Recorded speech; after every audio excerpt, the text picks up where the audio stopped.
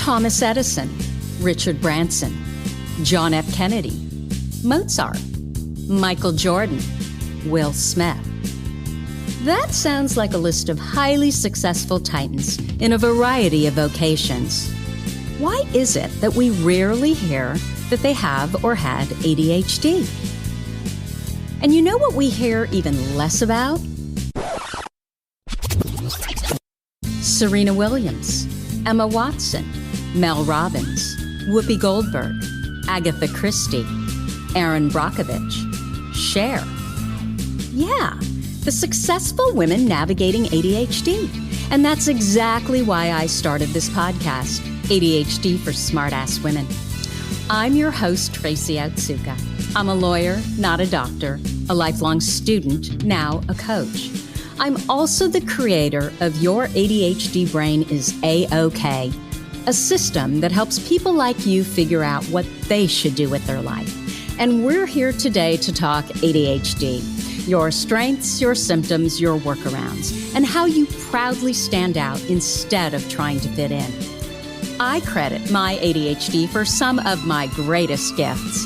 And you know what? I spy a happier life for you too. So without further ado, a shiny new episode is starting now. Hello, I am Tracy Otsuka, and I wanted to welcome you to ADHD for Smartass Women. Before I introduce our guest, I just wanted to remind you that if you're interested in joining me for my free 5-day workshop called How to Fall in Love with Your ADHD Brain, you may join the waitlist at tracyotsuka.com/I love my brain. That is all one word. So onward and upward. Let's get started with episode number 110 of ADHD for Smartass Women. In this episode, I am going to introduce you to a real smartass. Her name is Dr. Amy Cain. She is a molecular biologist who uses genomics to study deadly antibiotic-resistant bacteria. She completed both her undergraduate degree in biochemistry, graduating with first-class honors, and then her PhD in microbiology at the University of Sydney, Australia. After PhD submission, she moved to Cambridge, UK, for a postdoctoral research fellowship at the Wellcome Sanger Institute.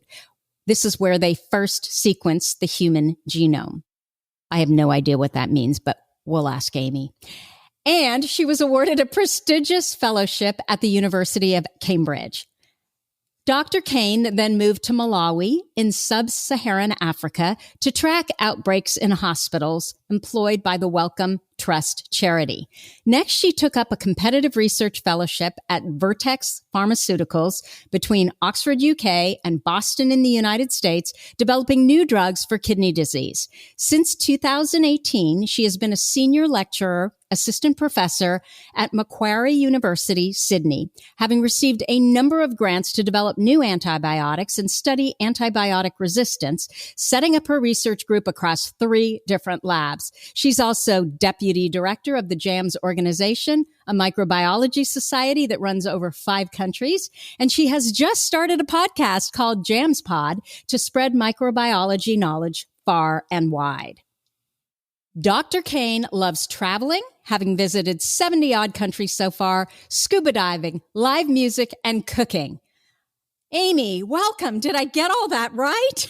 Yes. Although I realized that was quite long. Well, okay. So this is my question. My first question for you. When you hear all that, what are you thinking? Yeah, I was just thinking, it does sound like I have ADHD just from my career path and the things I've done. Yeah, I do move around a lot. When you listen to all that, are you like, well, of course I did all that. You know, that's just who I am. Or does it give you pause? Are you like, oh my gosh, I really did all that? Yeah, exactly. I actually listen to it and I think like, oh yeah, it's more like out of interest that I did each of those things. I wasn't like, I'm going to go to the University of Cambridge now. I was like, oh, I wonder what happens if I do that. So everything has been happy accidents and sort of fortuitous like experiences that have happened to me. But yeah, listening to it all, it sounds like I've done a lot. You have.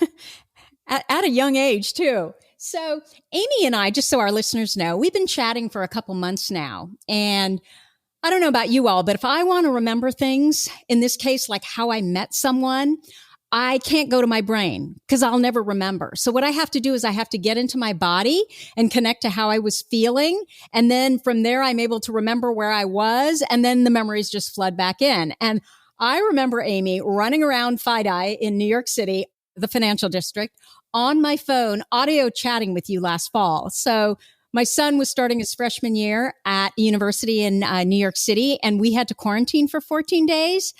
And so even though we don't share the same brain, definitely not science, like I'd starve to death, right? If that was my area that I had to make a living in. I just remember running around New York City thinking, well, I wasn't really running around, right? I was quarantined. So I was like, we were able to, I think, just go out for walks kind of thing.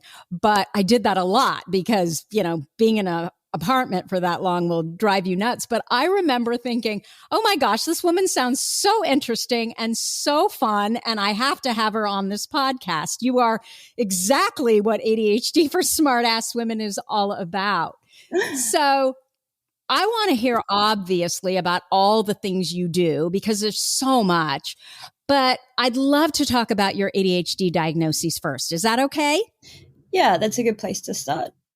So I only got diagnosed actually, I had to check the date on my computer because I don't even know what month it is. This gives you an idea of how much I rely on my tools. But so I think I got diagnosed about 3 or 4 months ago. And it was actually because, one of the reasons was because we were chatting, and also just sort of I have a couple of friends that have ADHD, women, and I was talking to them and sort of some of the experiences that they shared with me that I thought were completely unique. And sort of, I guess that's scientific logic to me, that if you have something that's unexplained and you share that with someone else that has a certain trait, you must sort of have it. So I was pretty sure that I had ADHD, and then I went to see the psychiatrist, and he just said, oh, you're sort of classic high functioning ADHD. Yeah. So, but in Australia, we don't have the sort of more extended diagnosis that you guys seem to have in the US. And I was just recently given Ritalin to try for the first time, and that's been an interesting journey. And I think next time I go back, I'll try some other medications. So, so I'm a newbie, I guess. So did Ritalin not work? It has, actually. It's quite interesting. I noticed the biggest effect it had was on my emotions. I don't know if anyone else has had that. I told the psychiatrist that, and he was like, that couldn't be right. But I don't know. For me, it was just I've got the same feeling as when I have to wrangle my brain to focus. I got that immediately, which I really liked. But the thing that was weird, that I started feeling emotions more strongly. Anyway, I thought I'd throw that out there because I was interested if anyone else had that experience. I've heard that. I've heard that before. I've heard both ways, where you feel your emotions more strongly. And I've also heard that it kind of calms the emotions, which I thought I read it's not supposed to do. But I just think with women especially, we're just affected differently. All of our brains are unique. So yeah, and our hormones. There is no one standard way. Yeah, the more I've been listening, the more people have been talking about periods and menopause and things like that. So I guess it also depends on the time of the month. But normally I'm very, very sort of calm and stable in my emotions. And then I found it's made me a bit more unpredictable. So what made you even consider that it was ADHD? What was the first time that you thought, oh my gosh, maybe it's ADHD? What was going on? Yeah, so I've always thought that I had it, even when I was a little kid. So yeah, I was just super hyperactive. How did you know about it though? It was sort of a running joke in my family. My mom would just say, oh, you've got ADHD as a joke, or ADD then. And also my cousin had it. So the only male, we have a very female heavy family, and the only male that is on my mother's side, he got diagnosed. And I remember when he got diagnosed, I laughed. Me and my mum both laughed. And she was like, if anyone has it, you have it. And I was like, yeah, but it's gone now. Like I'm past I kind of learned how to control it. And so, yeah, it seemed like there was no point. But then when I started thinking about it and talking to my friends that have ADHD, and actually one of my students as well has it, I realized that it is still affecting me now in my everyday life as an adult. So I thought, yeah, just like any medical thing, you want to go check it out and learn about it. And then I got absolutely obsessed with learning about it. And but I got to tell you, so when I first started doing research on it, I love podcasts, as I'm sure you do too. And I pulled out ADHD podcasts. And when I started listening, I listened to quite a few. And I have to say that the male, the ones that are maybe, I don't know, the sort of standard ones, it didn't resonate with me. And I thought, oh, maybe I sort of don't, and then I actually thought, oh, maybe I kind of had heard that it had been sort of had manifested differently in females. So I found yours. And then as soon as I heard the first one I heard, I remember this, I was driving my car and it was Helena Hills, that one. And I listened to it and I was like, oh my God, yeah, she's amazing. But also just like, oh my God, that is my life as well. Oh my God. And just I almost pulled over. Like I was like having one of those like light bulb moments in the car, just like, oh yeah, that's me. Definitely. I have it. I think the other thing is that with my friends, so one of my friends, she's inattentive, and the other one, she forgets things all the time. And I didn't have either of those things, not terribly badly. And mine's more sort of hyperactive. Like you can see I can't stay in one place for very long. And so I just thought, well, maybe it's something else. Maybe it's my personality. But the more I heard these stories of the women that you've been interviewing, I was like, yep, totally get it. So once you knew it was ADHD, for sure, and you had the benefit of hindsight, what are some of the symptoms that you always wondered about, but now you recognize them as clearly ADHD? Yeah, so actually, funnily enough, so I moved back to Australia a couple of years ago. I hadn't been here for maybe 8 years. And I just thought it was weird that I had this incessant need to travel. I just got really unhappy if I was in a place for more than a year or two. And at first I embraced that. I didn't think anything of it. And then I looked at my patterns and realized that I was moving around. I think when I got back to Australia, I'd done taxes. My last 5 tax returns I'd done over 2 countries at least. And I was like, that's just crazy. So I made a pact to stay here for at least 5 years and try and be happy being in one place. And it's actually been one of the biggest challenges. So that's definitely one of them. The other one is just like this insane energy that I have that I need to like release.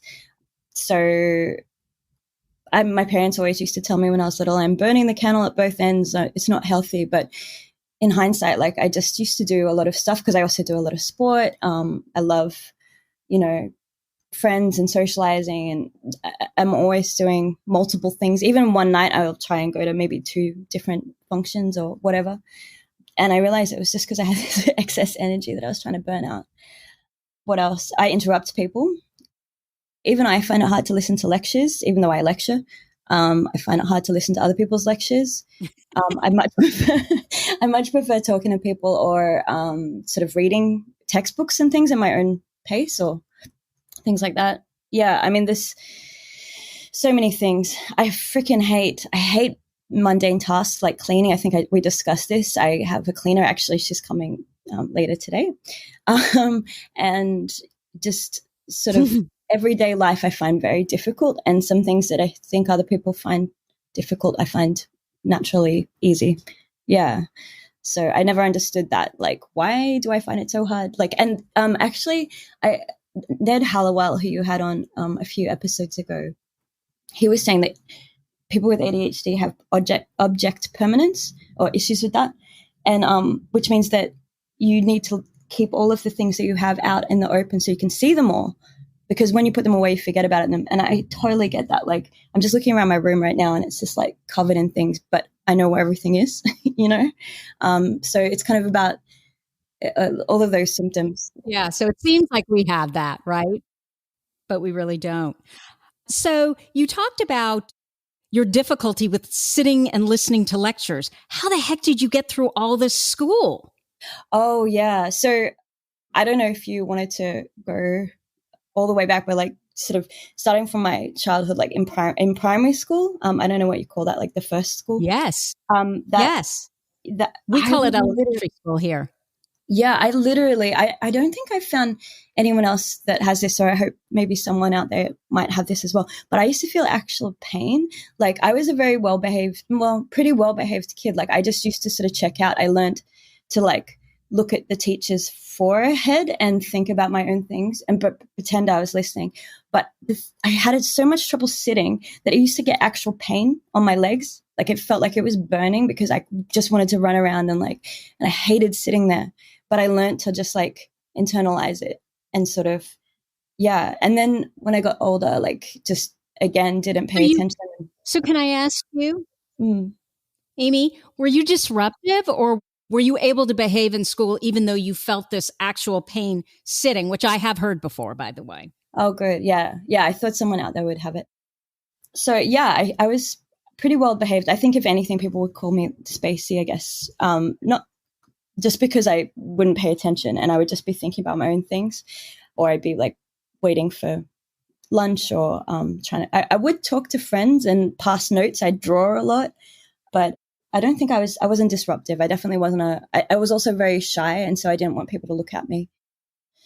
So yeah, so going from that and then like you said, I've done probably a lot of study, but I would just not. So like in high school, for example, again, I just wouldn't really listen. I'd just be thinking my own things and then just read textbooks or talk to my friends or whatever. I just wouldn't actually pay attention. And same with lectures.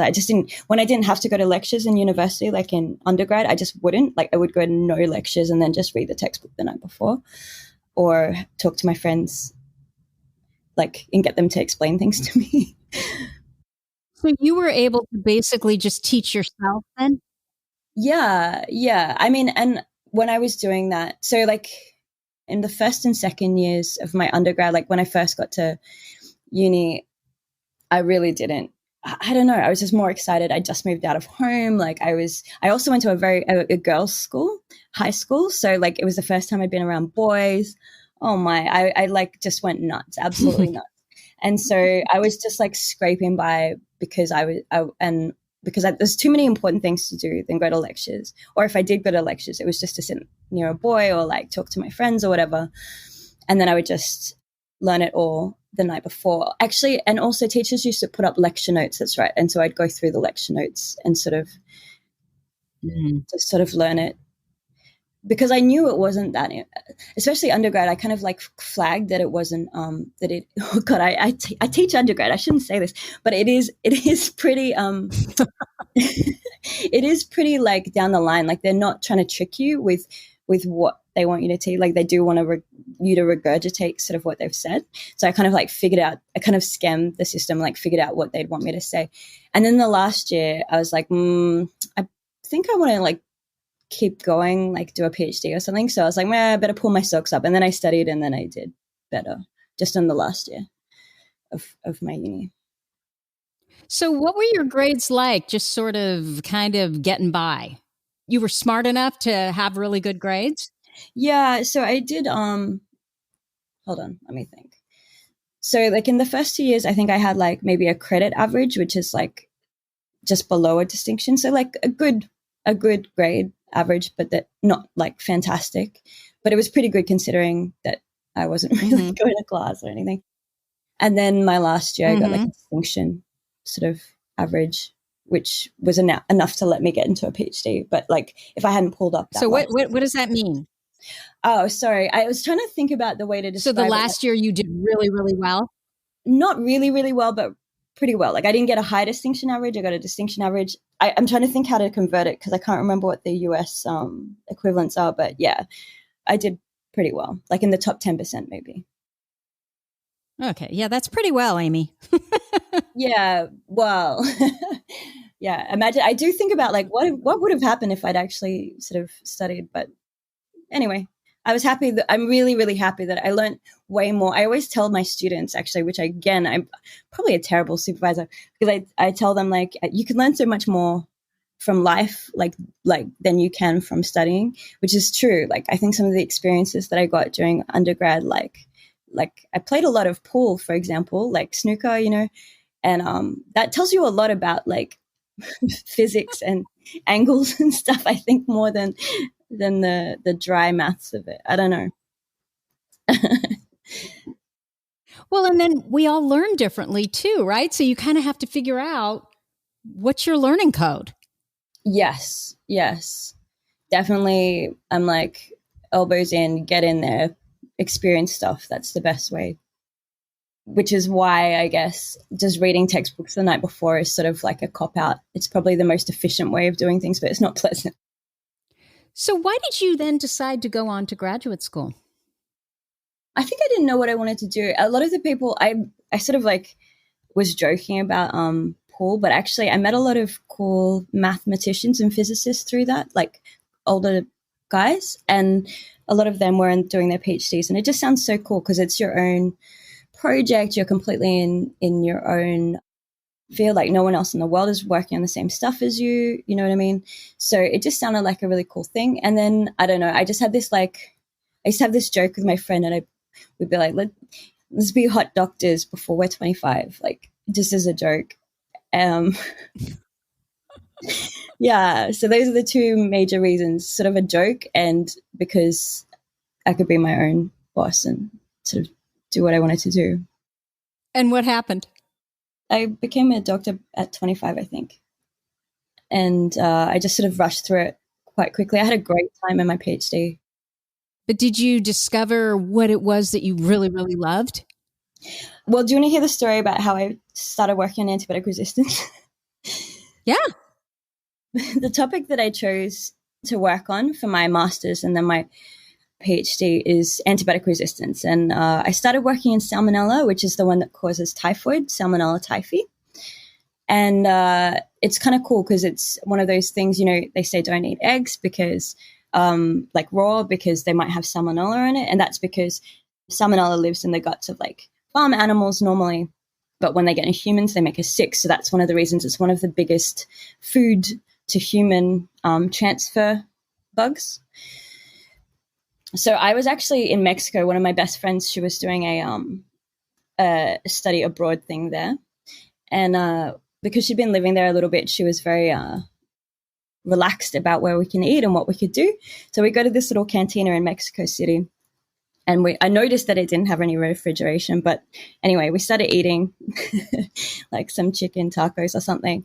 And then the next morning, both my friends, although I thought it was a bit dodgy, that's right. And so I had the vegetarian one, but my friends had the chicken one. But I did try it theirs. Anyway, so the next morning, we did have a big night out that night. And then the next morning, we weren't feeling very well and we started getting sick. And I just thought it was a hangover, but it turns out that it was typhoid. And we got rushed to the hospital and like put on drips, and my friends were like delirious. And we were like, but I had to choose that day what I was going to do for my my project.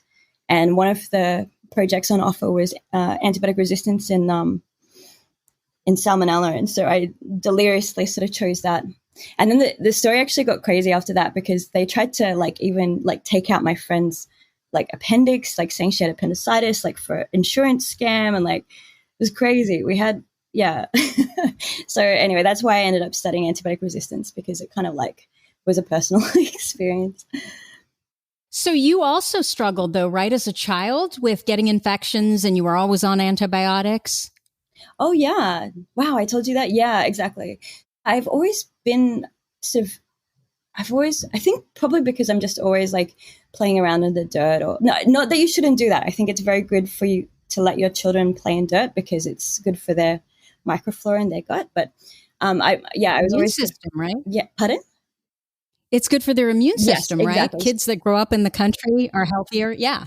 And also exposure to animals is really important. So 100%. I don't mean to give that impression, but anyway, I was always like sort of, not the cleanest kid. I was always like, playing in the street or in the dirt or whatever. But also just so I had many sort of infections, and I just thought at some point, like, if I didn't take antibiotics, like, I would be dead several times over. And I think a lot of people don't realize that. And that I heard some projections that, basically we have antibiotic resistant bacteria that can't be treated at all right now in the world existing. So if you get an infection from that, we can't treat you. And that just hit home. Like, there is a lot of press and hype given to COVID, and I know it's a really big problem. But antibiotic resistance is sort of like climate change that we can see. It's going to be a massive thing, but it's sort of on the horizon, and it's going to be, 1,000,000 times worse than COVID. It's going to basically, unless we do something like right now, it's going to be very, very bad. So I thought I would sort of join that cause as well. Yeah. Without being too bleak. That's terrifying. Yeah, which is one of the reasons that I try to make new antibiotics now instead of just look at resistance, because it started getting depressing. So now I try to make new antibiotics and try and solve the problems. Yeah. That story is so interesting to me because we need to be connected to our purpose more than anyone. Like, just ADHD women is where I've seen this, because so we're already going to feel like we're never doing enough. So if we're not living a life of meaning, then we're really screwed. And our best purposes are those that give meaning to our past. And so I find it so interesting that you struggled with infections. You were always on antibiotics. You had that problem in Mexico, and then you became an infectious disease and genetics experts. And, now you're seeking out these grants to develop new antibiotics and to study antibiotic resistance. So you connected the big picture, and that's what you got through all of, it sounds like, these years of, studying hardcore genetics. And even though you had trouble sitting in school, you had this extreme interest and you decided, I'm just going to figure it out because it meant something to you. Exactly. I think that's one thing that I wanted to point out, is that even though it's sort of like going to the gym, although I hear that you like the gym, but you kind of don't want to go, but you're glad you did it. It's the same. I really think if people push through those sort of, I don't have to do hardcore chemistry or hardcore maths on a day-to-day basis. In fact, I can delegate that to people now. And I want to, and if you think that something's really important and you have a bigger picture like that, if you just push through those annoying or frustrating, maybe technical things or things that you have to do a lot of detail, pay a lot of attention to detail, things like that don't suit an ADHD brain. If you can push through that, a lot of the time on the other side, once you've passed those checks, now I do a lot of creativity, a lot of drawing, or a lot of the experimental design stuff is really fun. It's very creative, and it's a lot of talking to people and bringing people together. Yeah, so I really wanted people to sort of consider, if they're considering science as a career, it's a lot of writing as well, which I absolutely hated in schools. But but it's funny that I do so much writing now, but it's not necessarily what you think it's going to be. So if you're considering a career in science, go talk to some scientists, some actual scientists that have passed the checks and are, assistant professors or postdocs or even professors. Most people will give you time if you just ask them. I'm a big fan of mentoring. A lot of the stuff that I've done have been under the good grace of some really fantastic mentors, or people, when I've said, for example, I want to work on this, but I don't think I can do it, a mentor will tell you, honestly, if you have a good mentor, they'll tell you how to do it, or if you're capable, or what you need to do to get there. So that would be, my other piece of advice would be get a good mentor, or several good mentors for different parts of your life or career. I love what you're saying. And I talk all the time about how what I have seen with ADHD women is we are all meant to lead. And when we struggle, it's because we're trying to follow, we're trying to fit in. But if we can find what we really love, what we're passionate about, where our extreme interest lies, and lead in that, and then connect it to what you just said, that if you know that this is the big picture, this is what I really want to do, having that out there allows us to go through all the crap we need to get through, right, in order to succeed and get out on the other end. if we just stick with it long enough, because we do have that stick-to-itiveness. Yeah. I think that I would have been like that in any field. Like, I actually did and this is another thing. Look, my worst subject in high school was biology. And that was because I didn't like the parts of the biology that we were teaching. Yeah, it was. I don't like learning about body parts or metabolism. I mean, actually, I've worked on metabolism, but like there's a very specific subset of things that you learn. And biology was a lot of rote learning in high school anyway. It's like learning about, animal. I mean, I liked it. It was too much rote learning for me. And then now I basically do biology and I teach biology, but I try to learn about the concepts behind, like evolution is so interesting. But of course in school, you can't just do evolution. You have to do like the full spectrum of everything. So that is so interesting to me. So you are telling me that when you were in high school, you didn't even like what you thought science was. Oh, yeah, exactly. I tell you what, I liked physics a lot more than biology. And my best subject was actually business and math. And everyone thought that I would go into, accounting or something. And honestly, just even in a bit of a, like, you do as ADHD people, you just want to like do different to what people think you're going to do, if that makes sense. So I was a bit like, no, I'm going to do science, but not just any science. I wanted to do genetics. I'd been reading like a lot of sci-fi books and I thought that was cool. And then my second one was like engineering. And then my other one was like physio or something. Like I had very different, you know what I mean? Like it wasn't like I was like, I'm going to be a scientist. It was like, I'm going to be a geneticist or an engineer, or do you know what I mean? Like more specific than just general scientist. So what you're saying, and I mean, I think about this a lot because I just hated science and I didn't like math either. And my plan was, my father's a dentist, and so I was going to go to dental school until I went to my first year of college and almost flunked out, right? And so I had to choose a different major. But today I think that if I could have studied the brain, certainly knowing what I know now and having, this interest that I have in how our brains work, I actually think I could have done it because there was this 100%. End goal.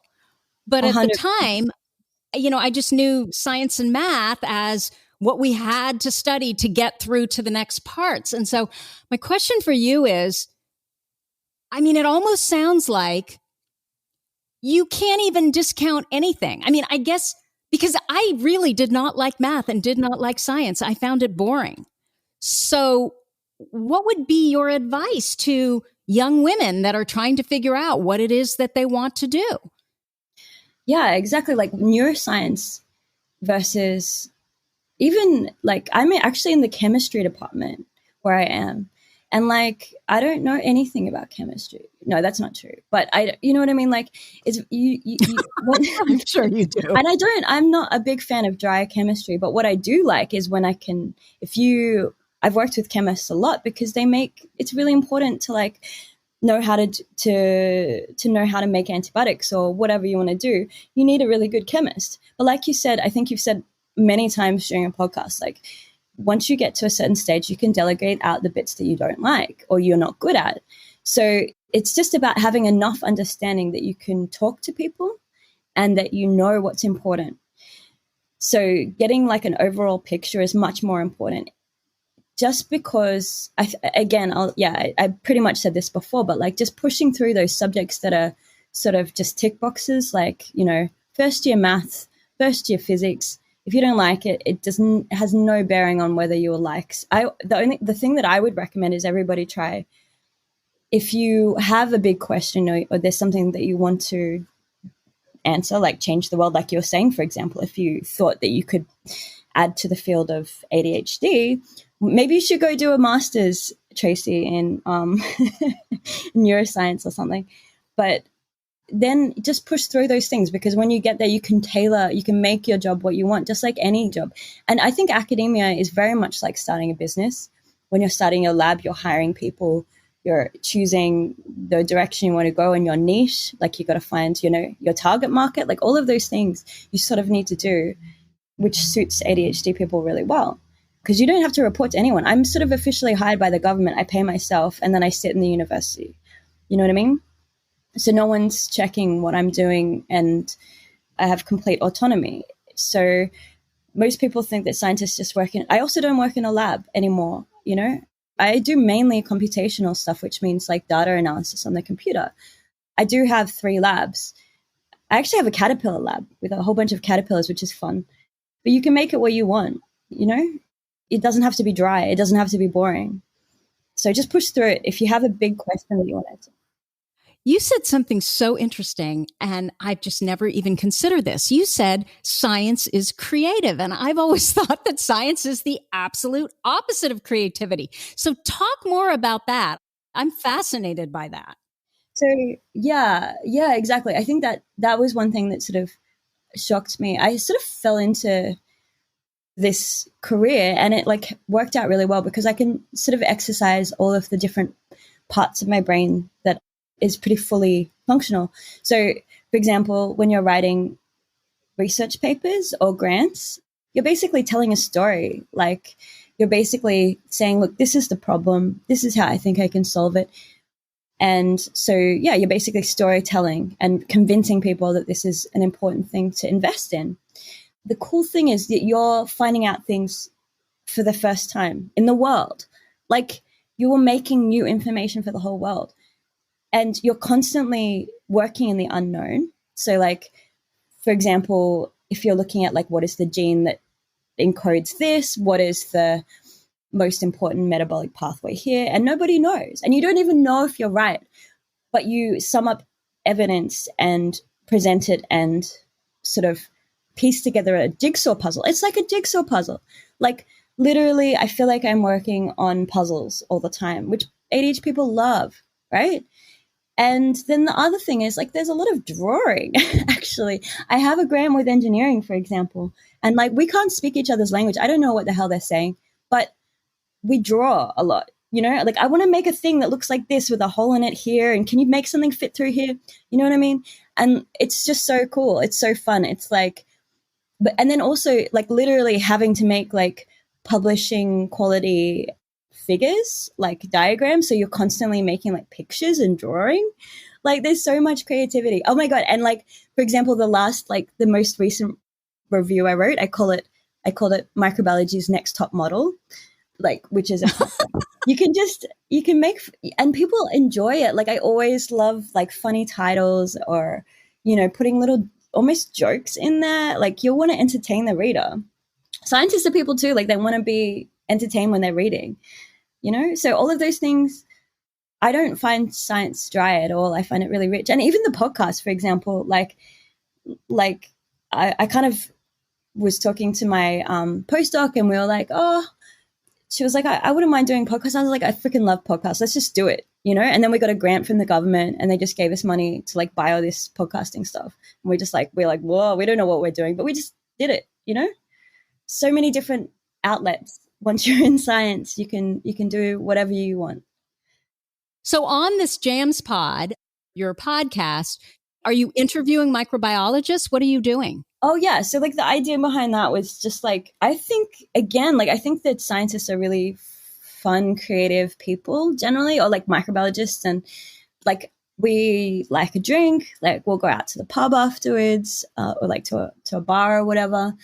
And when you hear people talking about their research, everybody's so into their research. So, and just is really interesting to hear about these bugs. And like, there's this total like microscopic world that's happening like underneath our noses, like all the time. Like literally, if you looked at your arm under a microscope, Tracy, it would be so interesting. Like there's so much stuff going on there, but you don't know about it. And like, I guess that's again with this ADHD thing, I learn a lot by talking to people. So I thought, why don't we take like sort of microbiologists and chat to them in a really casual sort of way. And so we called it Getting to Know Your Friendly Neighborhood Microbiologist.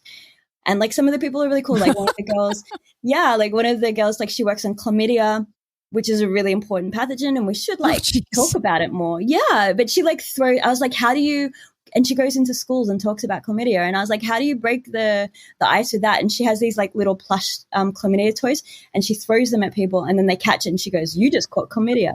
Like, it's so fun. I love microbiology. Yeah. And like, yeah, I work on like manuka honey as well. I got on the one of the professors that works on that as well. Like, just Yeah. really fun people. Yeah. Yeah. My experience with Manuka honey is that I had a little bulldog. He was actually my son's bulldog called Buster. And at 9 years old, he went doggy dementia and he attacked my foot and it was bad. I was in wound care for 3 months and they didn't use any antibiotics. All they used was Manuka honey Oh, and it did its job. And I'd never heard of that before. So that's all we use now. yeah, I'm really pleased to hear that. It's really good for wound care, not only for actually I'm actually writing a paper on it at the moment, like how the way, because we don't know quite how it kills bacteria, but it does, and they don't even get resistance to it. So it's super, super good for that. But also it helps the healing. It's just a really good, like you get less scarring. But the problem is people have sort of taken this and they think that you can just eat it. You can't eat it. You just got to put it on, like topically on the skin. Then it's useful. Jeez. Yeah. So like I see it everywhere with like, I don't know, manuka honey baked ham in the supermarket, or like Tim Tams. I don't know if you know what those are. They're Australian biscuits, like with manuka honey. I was like, no, you don't eat them. Just put it on your skin and then it works really well. And people think that they're building up their resistance by eating this. Yeah, exactly. I'm like, no. Yeah. So getting out and talking about this sort of pseudoscience and clearing those things up is important, I think. Yeah. I like the little chlamydia things that you catch. Yeah. So, Amy, what are the ADHD traits that you feel are responsible for your success? So definitely hyperfocus. Hyperfocus has been a lifesaver for me because, like I said, I was very much a last minute crammy sort of person. So like popping into hyperfocus and like being able to read a textbook in a night, or like chapters of a textbook in a night, or write. I wrote a lot of things very quickly. So like if I need to smash out a paper or a grant, I can do it in, over one night, like pull an all-nighter or whatever, and then I just tidy it up later. So that's been extremely useful, although probably a bad crutch, like I wish in some ways I couldn't do that, because then it means I've been terribly unplanned. What else has been useful? Just like, I don't know, just like sort of curiosity, I guess, like having an open mind, not being afraid to talk to people as well. I love connecting with different types of people, and I've worked all over the world, and like just really, not being scared to talk to people. Because I always think like, screw it, I'm like here once off, like this, who knows when I'm going to be here again, or when I'm going to have this opportunity. I may as well just do the craziest thing I can think of.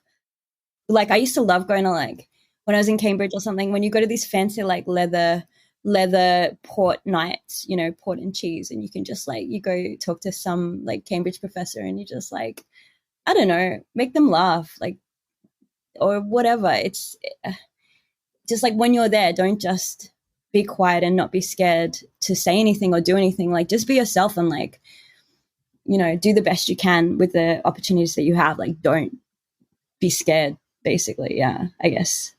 I don't know if that's an ADHD thing, but I definitely, and also just like, I guess the other thing is just thinking differently.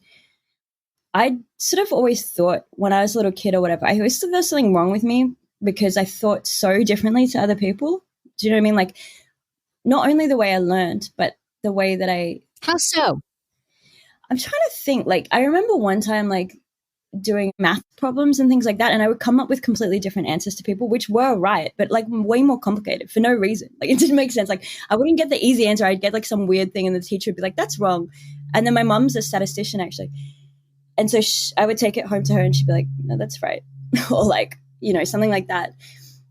And so, but now I make a living out of thinking differently to people. Like I always thought that because I was thinking differently it was wrong, but actually if you think differently, that's an incredible gift. I literally make a living out of doing that now. And I know this because at my work, like 24/7, I'm thinking with people, like you know what I mean? Like you're in the business of sort of thinking about things and learning things. And so now I see, yeah, that's an incredible gift, and you shouldn't ever be scared or embarrassed about that. You should embrace it 100%. I love that. Do you have an ADHD workaround you can share with us? Workaround. Yeah. So the things that changed my life in terms of, so I was incredibly unorganized.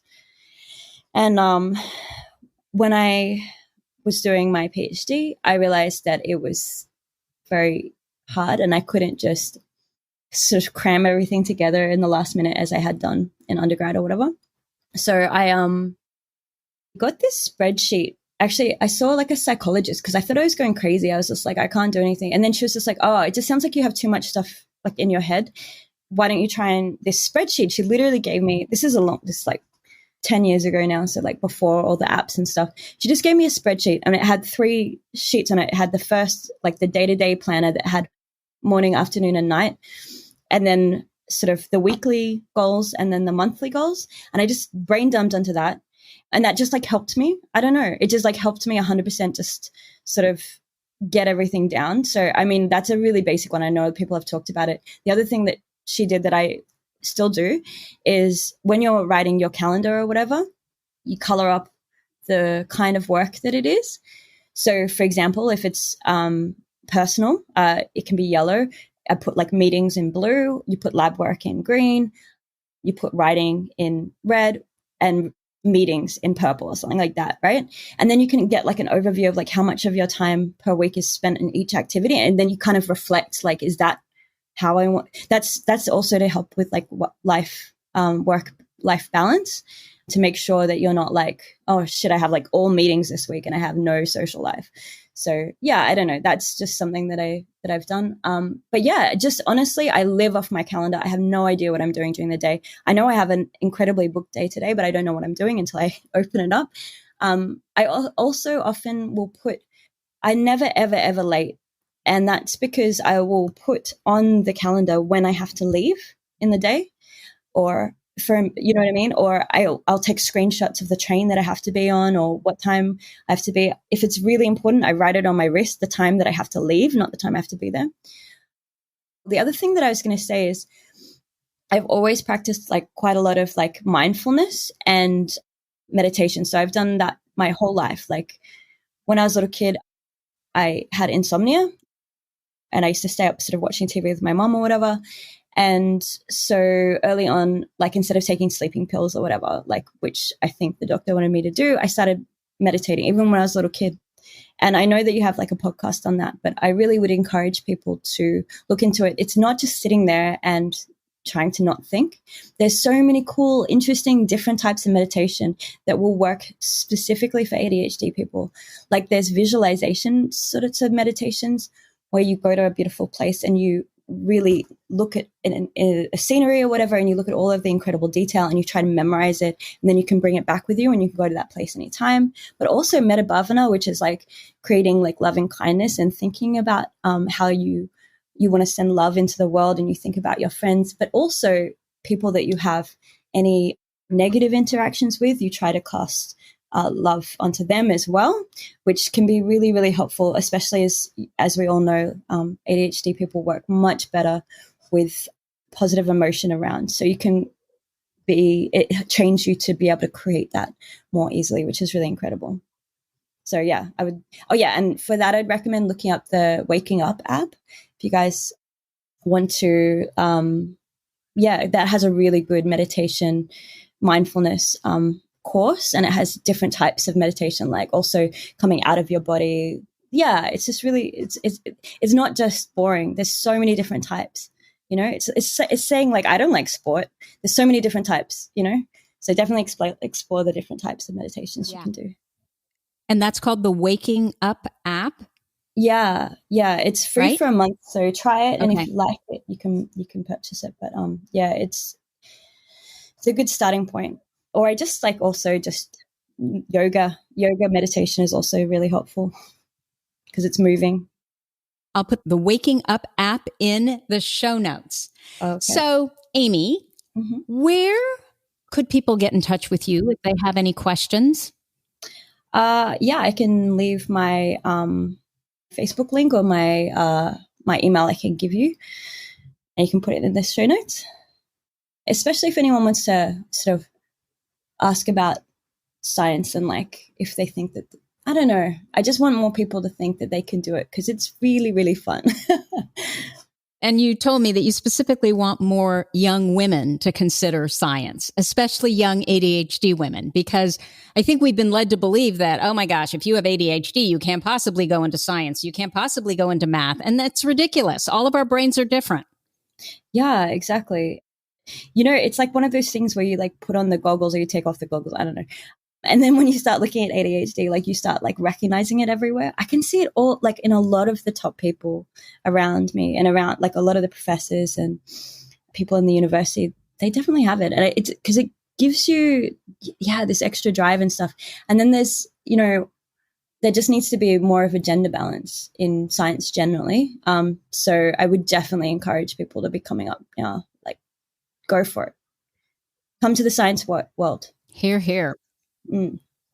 Okay, so in the show notes, I will post your Facebook link or your email, whichever one you give me. So if someone wants to talk to you, especially about science, if a woman who's listening wants to talk about science, that will be in the show notes. So Amy, I knew that you would be awesome. Thank you so much for your time.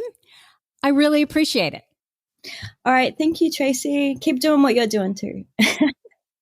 Thank you. So that's what I have for you for this week. If you like this episode with Amy, please let us know by leaving a review. Our goal is to change the conversation around ADHD, helping as many women as we possibly can learn how their ADHD brains work so that they too may discover their amazing strengths. And you know what? Your reviews really help in that regard. One more thing, if you have a comment, a guest you'd like me to interview, or a topic idea for this podcast, you can go to my website at tracyoutsuka.com and leave me a message there. Don't forget to sign up for my free 5-day workshop, How to Fall in Love with Your ADHD Brain, at tracyoutsuka.com/I Love My Brain. Thank you so much for listening, and I'll see you here next week. You've been listening to the ADHD for Smartass Women podcast. I'm your host, Tracy Outsuka, and we're available on iTunes, Stitcher, Spotify, and Google Podcasts. Not coincidentally, ADHD for Smartass Women, it's also the name of our free Facebook group. We're a totally smartass community of successful, ambitious women who share our ADHD wins, questions, and workarounds. Join us at tracyoutsuka.com, where you can also find more information on our Your ADHD Brain is A-OK system.